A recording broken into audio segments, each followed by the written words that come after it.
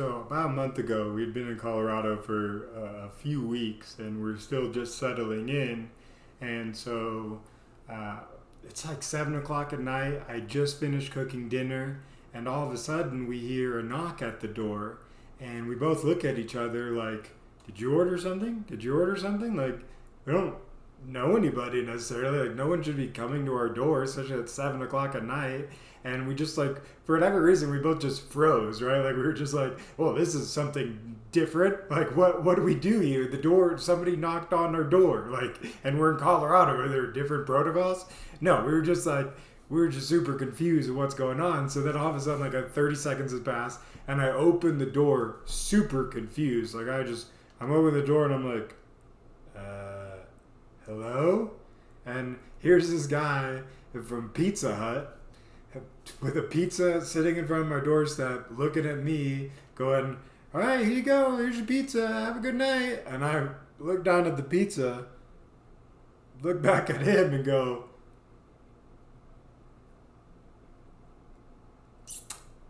"I didn't." And I'm hesitating for way too long. And he goes, "Hey, you're paid in full. Here's your pizza. Just go ahead and pick it up off the ground." And I'm just like, "Oh, you don't understand. I didn't order a pizza, so I don't know why.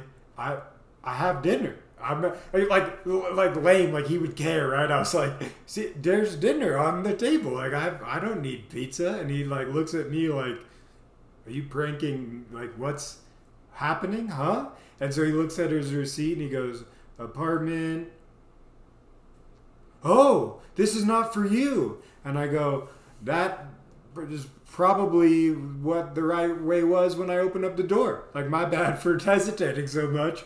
And the look on his face was like, huh? And he like grabbed the pizza and like took off. I was like, and for whatever reason, even though he left, and I'm not really a big fan of Pizza Hut, for the next like 5 minutes, I think it was because like, the aroma, like you ever go to Disneyland, you smell that popcorn, and you just like, I gotta get my hands on that popcorn, even if like the smell doesn't really match up to the taste. Like that's how I feel about pizza. Like it smelled delicious, but I'm just not a fan, unfortunately, or fortunately, I don't know. So, but for whatever reason, as soon as he left, I was like, and I had just made like a perfect meal. Like I had like a ribeye steak, zucchini and squash, like croissants or something, whatever. I had a full on like, and for the next 5 minutes, I was just like, I want pizza. I want pizza so bad. Like, could we just have stolen that pizza? Like, would that have been okay? Like, who would have known? I really want that pizza now. Why does that happen? I had a fully cooked meal, and for whatever reason, I was so thrown off by this pizza guy that I called him up and I said, "Hey, I'll take two." No, I didn't do that. Speaking of deliveries or ordering the wrong food or things of that nature, um, I, I, for when it comes to food, let's just start right there. When it comes to food, I used to be and still am one of the most like pickiest eaters like ever. Like give you an example, like for hamburgers, I used to only get ketchup and mustard. Like that was it. No cheese, no lettuce, no tomatoes, no grilled onions, no animal style, whatever it is you want to call it these days. It was just ketchup and mustard. To the point where like I went somewhere one time and I was like, "Hey, can I get a hamburger with only ketchup and mustard?" And the guy heard only ketchup and mustard, and I got two buns with just ketchup and mustard. And I was like, "What is this?" So, but over the years, I keep trying to try things and experiment with new things, and as I've traveled and gone to different places, I've tried new and exciting things. Now, I get this a lot from my grandma. She's also very much a picky eater, or as I like to say with some people, they just like what they like and they don't like to deviate. Because you spend so much time trying things you don't like, you get into a routine of, okay, I like these 5 things. I'm just not going to eat anything else because every time I do, it's gross. But I've been trying to like get her to try like new things, like. I had her try spinach artichoke dip.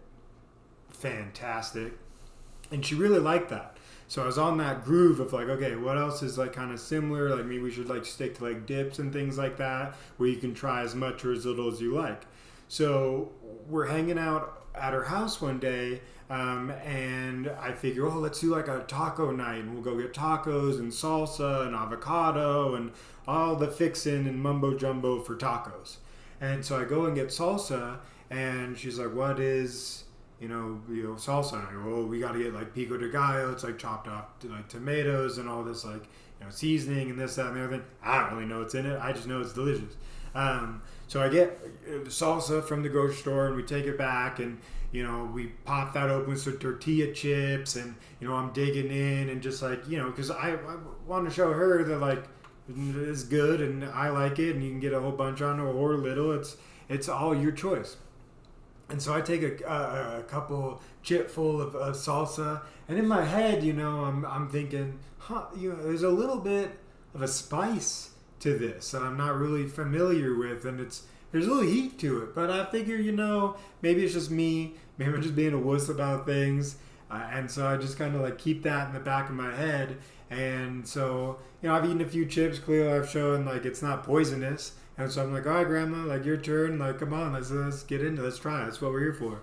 So she grabs a chip and she digs in like a whole pile of, like, she gets a good amount. Like me trying something, I get like a little nibble. Like my girlfriend's always like, that's not trying something. Like you have to actually scoop up some stuff onto your plate. Anyways, but she like really got in there and she took this big old of a bite, and her face lit up like the 4th of July. She's but it was almost like it had a mixture of pain and excitement on her face, but mostly excitement. Like it was very confusing because at first, like she was just kind of frozen with this look, and me and my girlfriend are looking at each other, and we're almost kind of like having a mind-to-mind conversation, going, does she like it or does she not? She looks like she kind of likes it. And I try to go, hey, Grandma, like, what do you think? She goes, whoa, yeah. And I'm like, still a little unsure. Do you like the salsa or not? She goes, wow, I don't know what you kids are doing these days, but... And then it clicks. Oh, my goodness. Yeah, it was a little hot. And I go, Grandma, is it spicy? Is it like a little bit too hot for you? She goes, a little. And my girlfriend kind of goes, wait a minute, pico de gallo like salsa usually isn't spicy. Like what's going on? So she picks up the container and looks at it, and she drops it. She drops it and she looks at me and she goes, Nick, are you kidding me right now? And I'm like, what? It's salsa. What do you want from me? She goes, Nick, there are jalapenos in here. And I'm like, jalapenos. That would kind of explain why I thought it was spicy in my head. I tell her that, and she goes, so let me get this right. You had a bunch, realized that it was spicy, realized that it probably wasn't pico de gallo, told nobody, and just figured your grandma, who was almost as picky as an eater as you, and worse, especially with things like spices and things like that, you just decided to tell no one and let her just eat a bunch of jalapenos. Well, when you put it that way, that's probably not a good idea. I'm really sorry, Grandma. Suffice it to say, more than likely after that experience, she will not be trying new things with me, or she'll be reading labels before trying anything that I offer. So, you live and you learn. Try new things. It was a funny experience, It had a little heat to it, but it turned out okay.